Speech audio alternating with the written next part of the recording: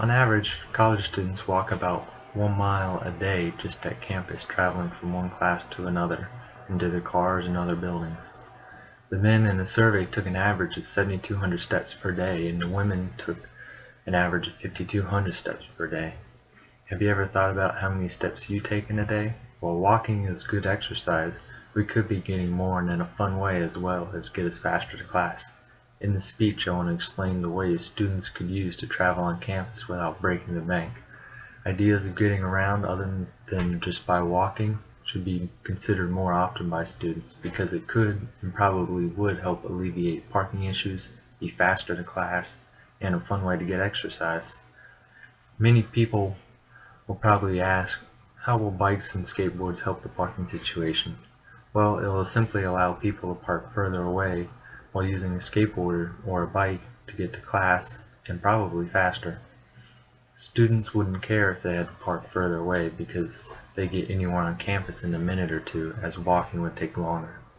Parking is a problem now, and as SBSU is growing, it is only going to get worse unless action is taken.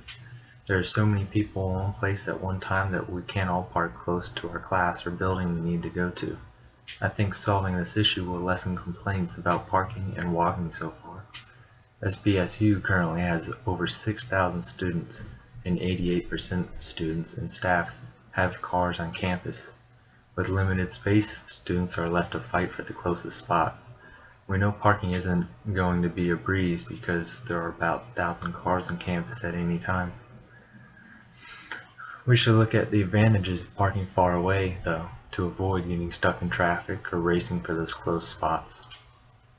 We know that it is quicker and faster to use a bike, skateboard, or scooter compared to walking, but it is also a great way to exercise without feeling like you're working out because it's fun to ride around.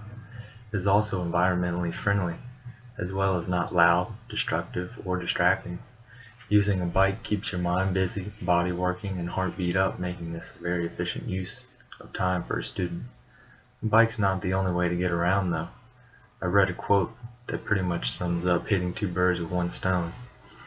Spend some of your leisure time in an active way. We know school is rough and you're probably tired, but we promise getting up, getting out, and getting active in your downtime will improve your mood, your health, and probably your work ethic. Instead of watching a movie, head to the university center and play ping pong. And I'm thinking I'll ride a longboard there to get more exercise. Getting up and riding a bike, skateboard, or scooter is simply exercise in itself. While these things are great, using these modes around campus is not expensive either. Two words you never hear in the same sentence is money and college student. While these types of rides can help out, they are not extremely expensive by any means either. Bikes are reliable, effective, and relatively cheap. You can find a cheap bike on Craigslist, as I did, and found a vintage 10-speed commuter bike in great shape for $75. Now parking should no longer be a problem because bike racks are everywhere on campus. And if you can't afford that, you can get a skateboard or longboard for cheaper than a bike.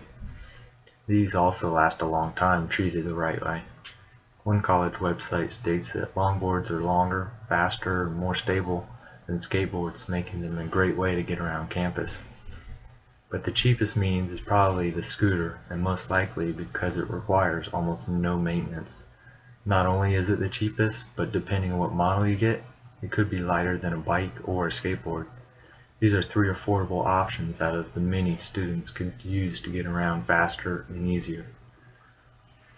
To sum up, with all the issues of parking and wasted time walking, students could use simple, cheap ways to get around, helping us save time for more important things and getting more exercise.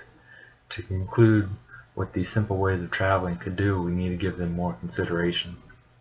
We know they could help parking situations because we can't all park close to our class, especially the underclassmen.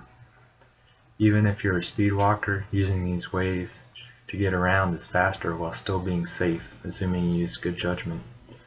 All the time you spend walking a mile around campus could be saved and used elsewhere because students don't have time to waste.